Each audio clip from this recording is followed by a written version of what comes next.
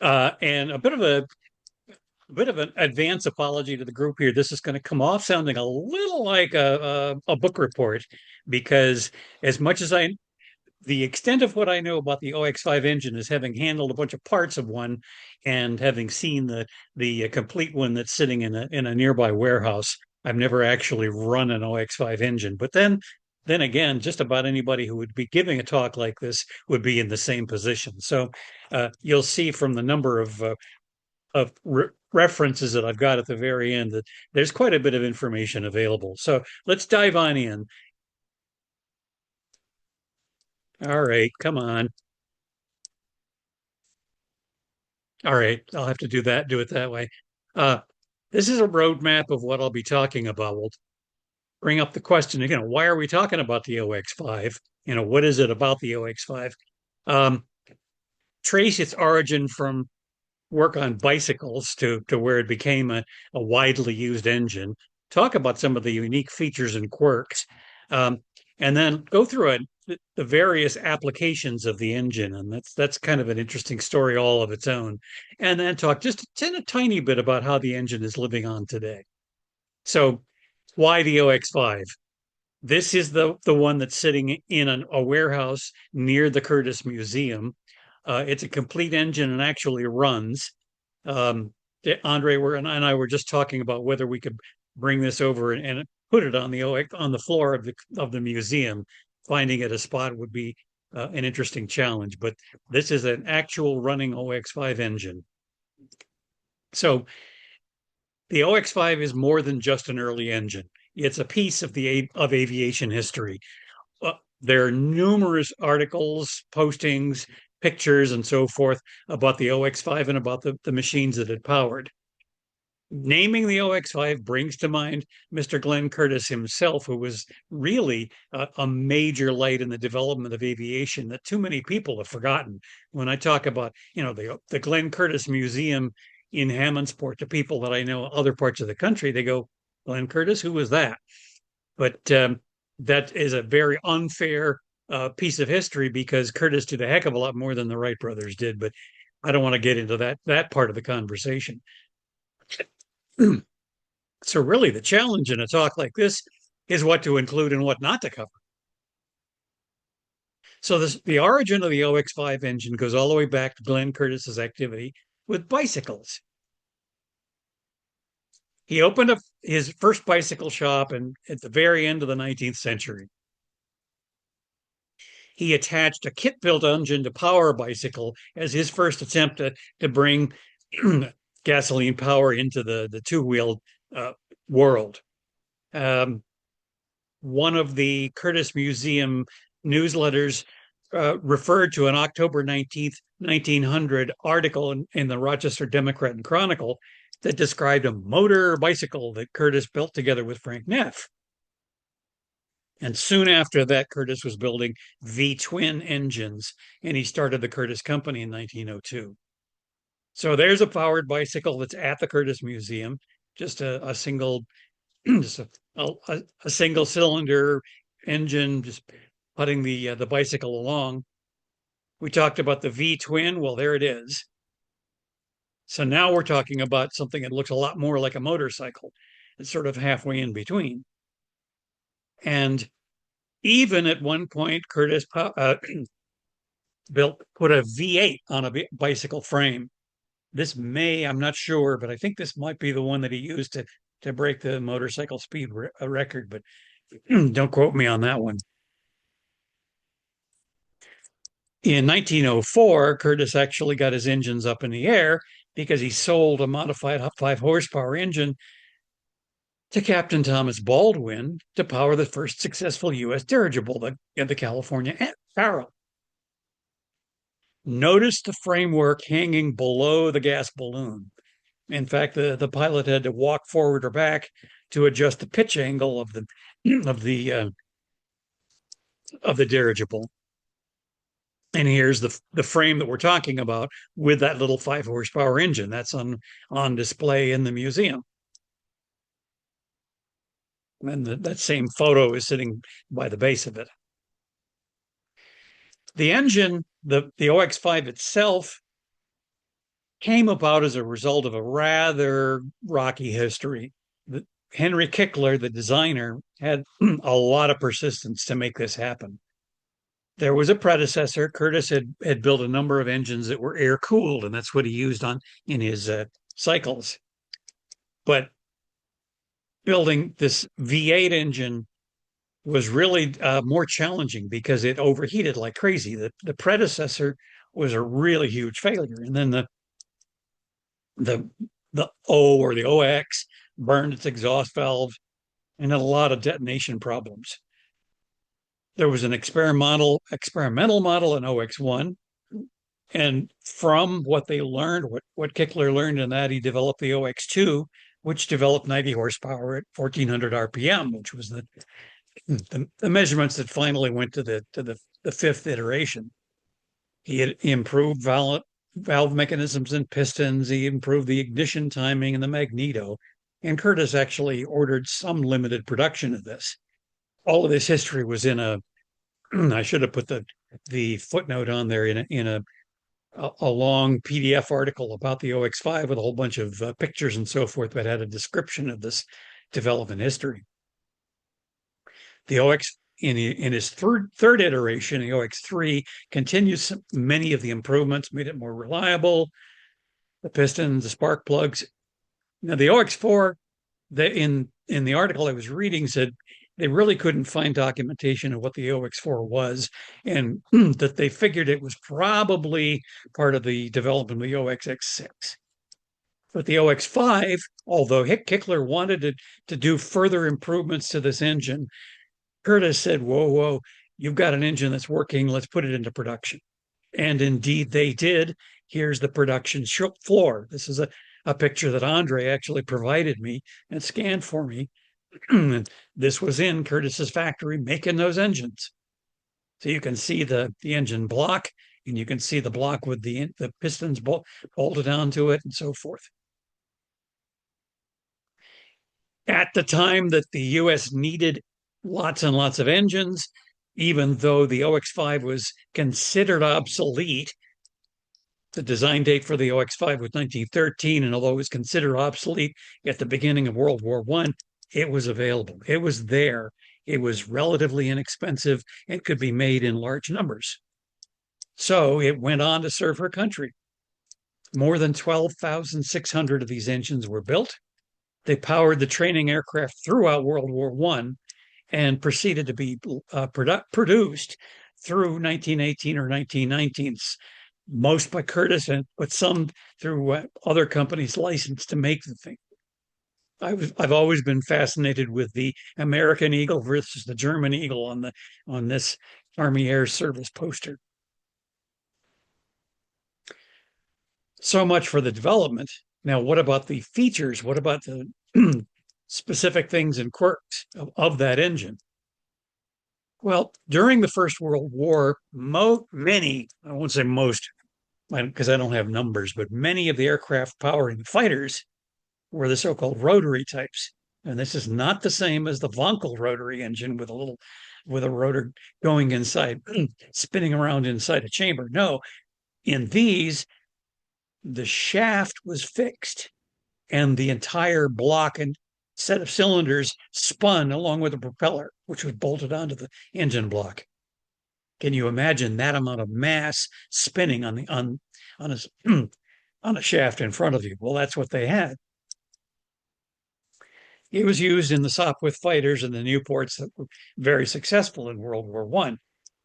The spinning engine, which was perpendicular to the airflow, had pretty good cooling and had a reasonably good weight to power ratio.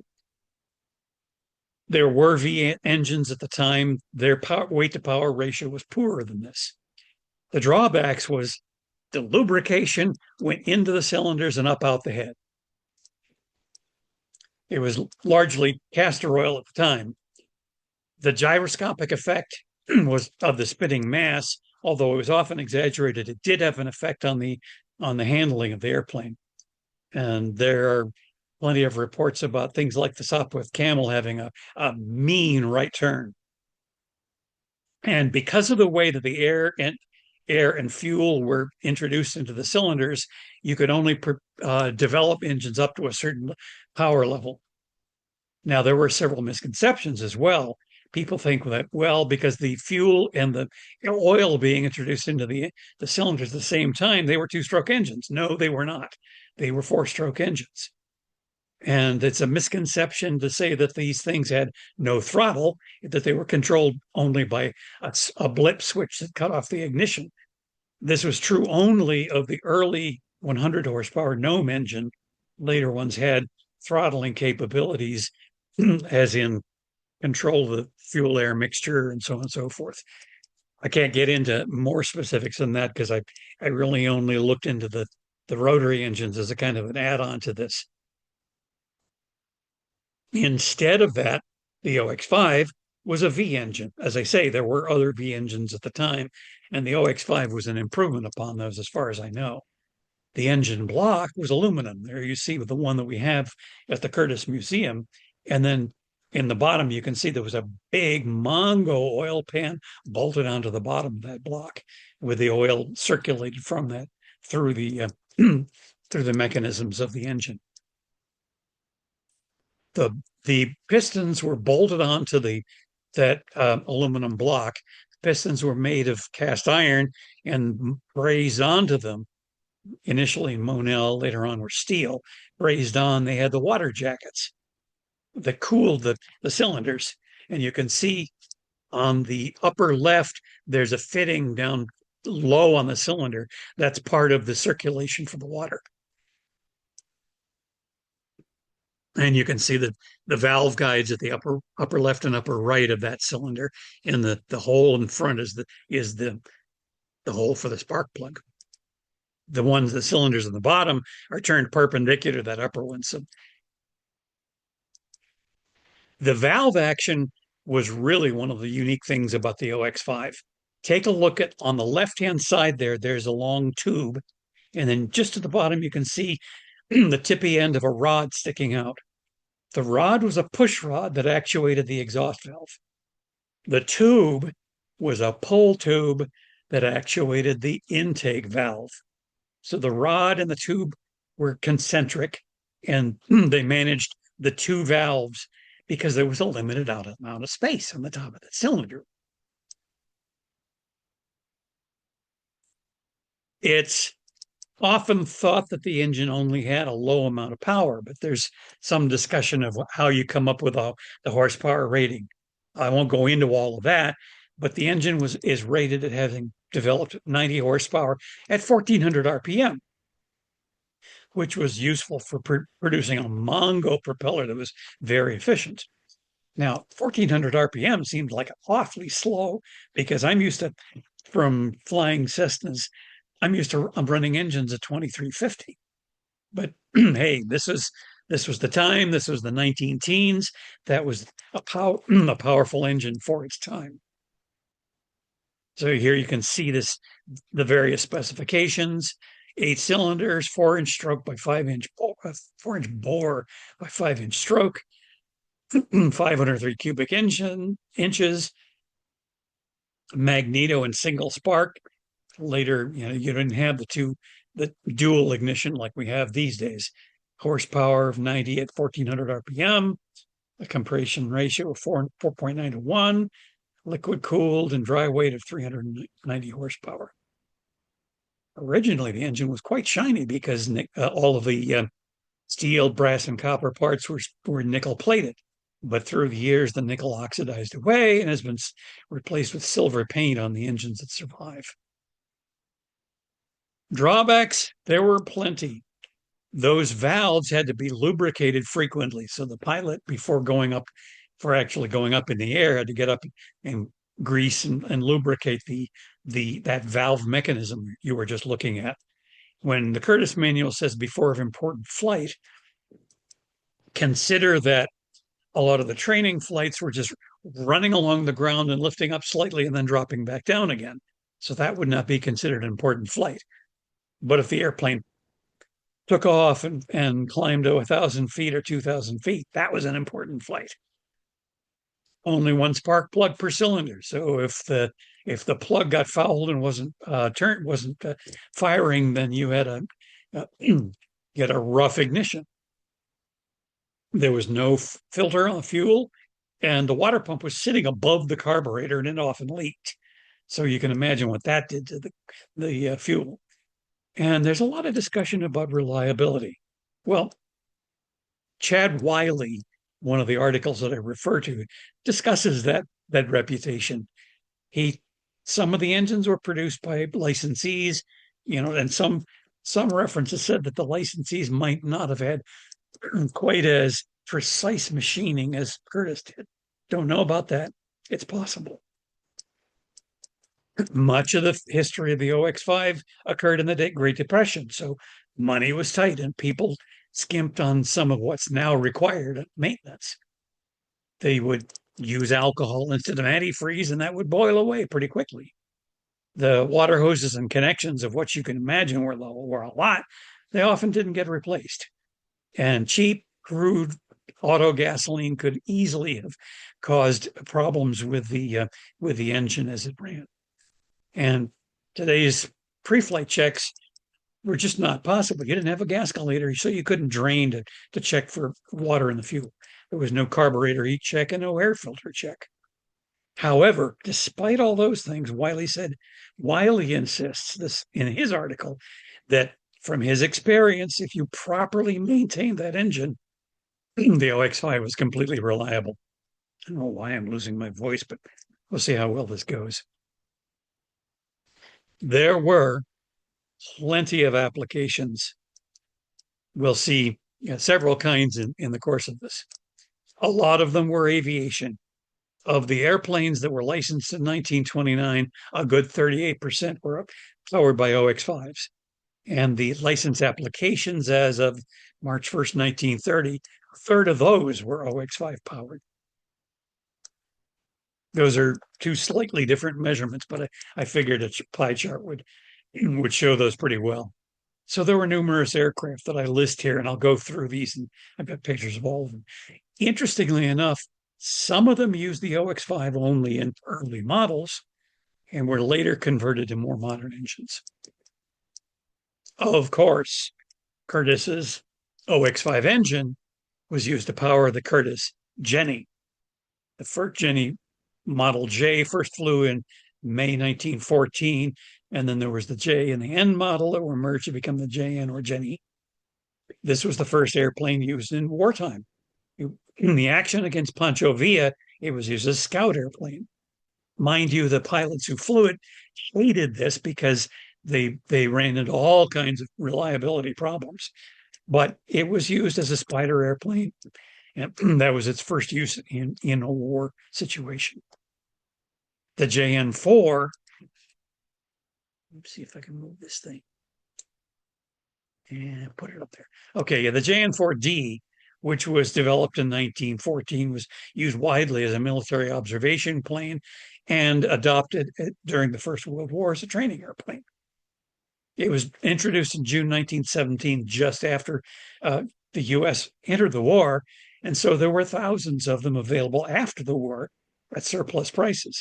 So what were they used for? Barnstorming.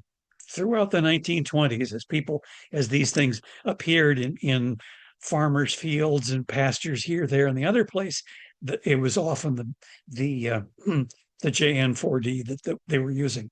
In fact, Bessie Coleman, the really famous black aviatrix, finally at the end of her career, scraped together enough money to buy a surplus JN4.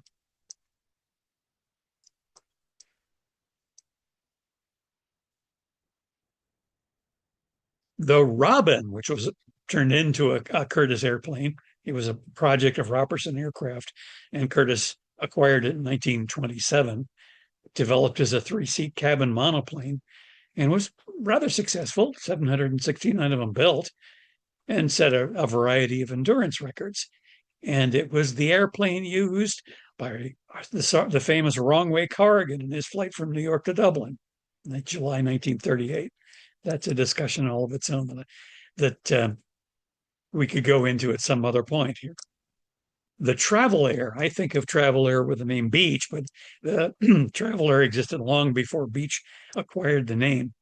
There were various models built through 1929, and Beach Curtis acquired the company in 1930. The Travel Air Model 2000 looked an awful lot like the Fokker D7 and was therefore used in war movies in the 1930s. So quickly, we'll take a look at several other airplanes. You know, note the size of that propeller. It was just huge. The Laird Swallow. This one's in Kansas. The Waco 9 and the Waco 10. The lower one, the red one, is at Old Rhinebeck Aerodrome. The American Eagle, A101. The Pitcairn PA4 Fleet Wing. I'm hoping that these are all full scale airplanes rather than models, but I don't think any of them are models. Some of them are historical pictures like this, the Buell-Verville CW3W Airster, or the International F-17. But airplanes were not the only place where OX5 engines ended up being used. This is a Curtis advertisement for people to adapt the OX5 for use in an automobile. In fact, he even put out a booklet that gave the information on how to install a Curtis OX type engine into an automobile chassis. I even scanned all 6 pages or so of this booklet, but I figured it didn't add that much to this conversation. You could fit this engine into a sufficiently large engine compartment, as you can see in this case. And apparently the 1910 Winton was the first of the Curtis conversions. This was out of the special interest autos put up by the Hemmings people in 1983. The original 6-cylinder engine was pulled and replaced with a much more powerful OX5 power plant. The article said that the car was claimed to have hit 100 miles per hour top speed, which was just unheard of in the 1920s. And it was even installed in certain racers like the Curtis Fraser Nash racer. For use in boats, the OX5 required some modifications. It was used because of robust torque and its availability. The strong, slow revving engine was adapted despite its need for specialized marine cooling and ignition.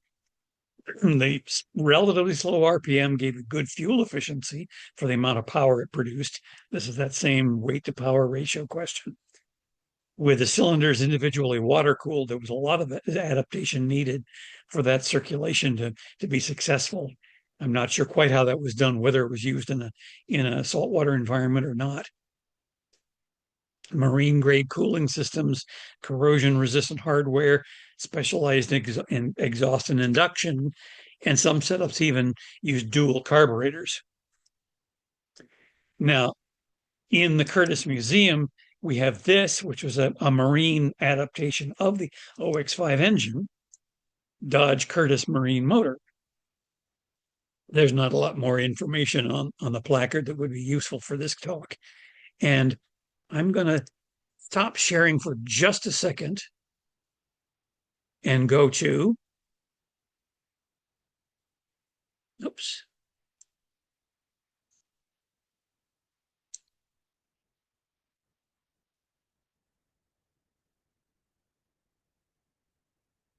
There. Can you see that old boat? Yep, we can see it okay. So here's a case where an OX5 was used in an actual, and this is a Chris Craft, one of the very earliest of the engines from boats that under that name. Not quite sure how they did the circulation of the coolant, but because normally marine engines drink in water from outside and then spit it back out. But so this is in a Tahoe Marine Museum.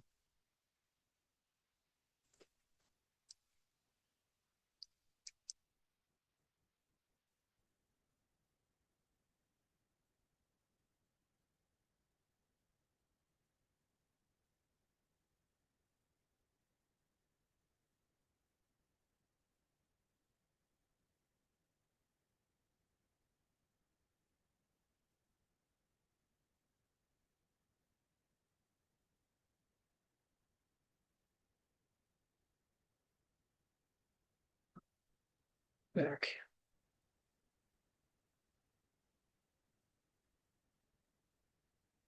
So, given all those various uses and the history and so forth, it's amazing that the OX5 is still living on today.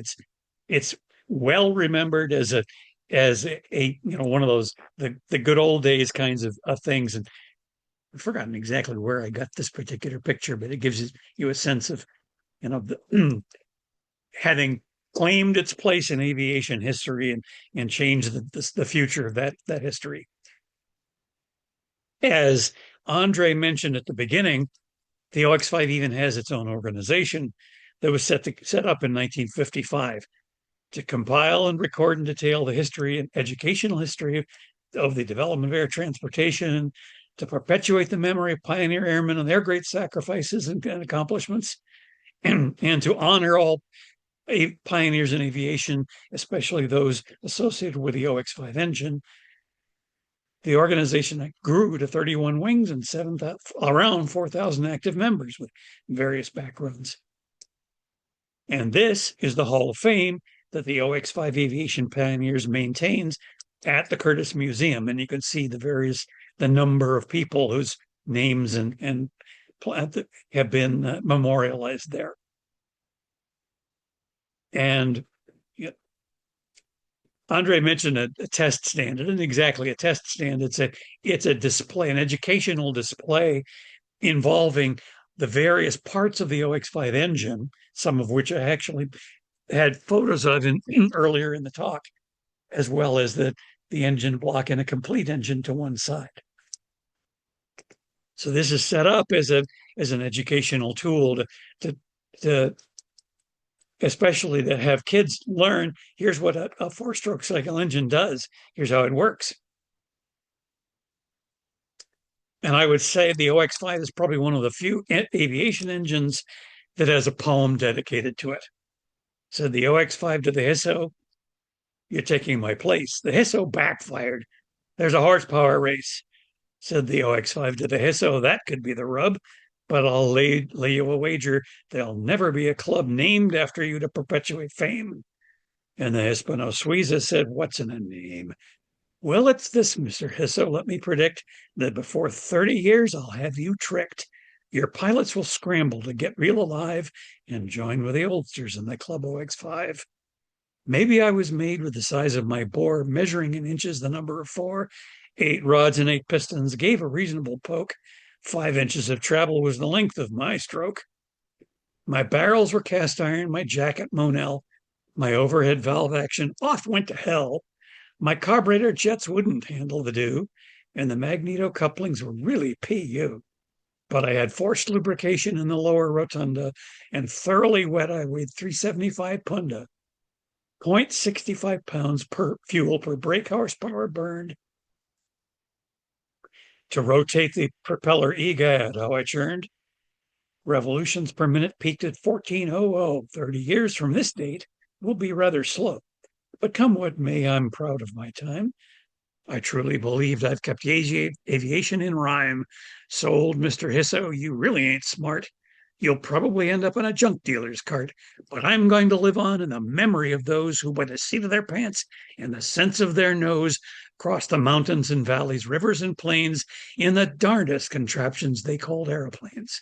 They were loyal and brave, some dead, some alive, but they're welcome to join that club, OX5.